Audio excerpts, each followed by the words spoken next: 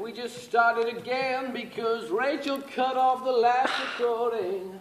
Whatever. She was laughing too hard. She didn't want to mess up the recording. But now we're back to our formatted 5-paragraph essay.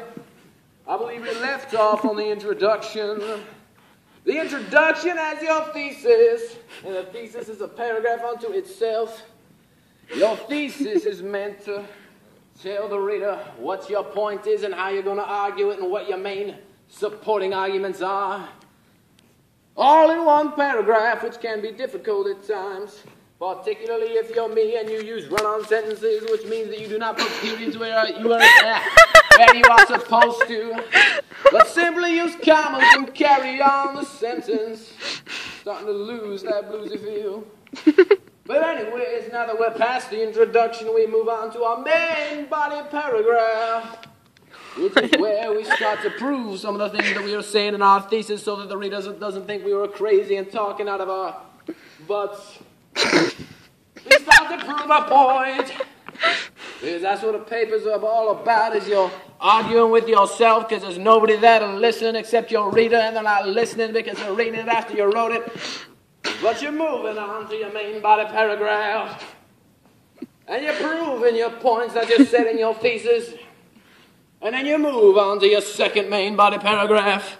And you're backing up the points that you proved in the first main body paragraph that you said in your thesis. And then you move on to your third main body paragraph. And you're starting to wrap up your points. That was a falsetto there, people, if you didn't already know, because I'm multi-talented and I can sing about essays and falsettos, which is a singing thing. God, Ross. And now you've got your conclusion, which is the final part of your paper. And the conclusion is what concludes what you're talking about, which makes sense because it's called a conclusion and it concludes things. But an important thing about your conclusion is you don't want to bring up anything new you haven't already talked about, because that's going to confuse your reader and get you a 2 on your AP essay. And a 2 means you did not pass and your work was for nothing and you got to take the class again. Because you didn't pay attention, and it's obvious because you talked about something new in your conclusion. You got a 2 on your essay.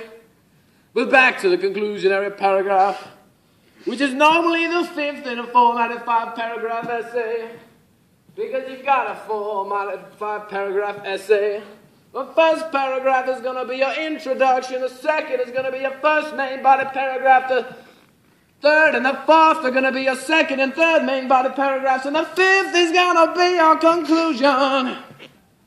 Because that's how counting works. Because I can teach math too. Because I'm multi-talented.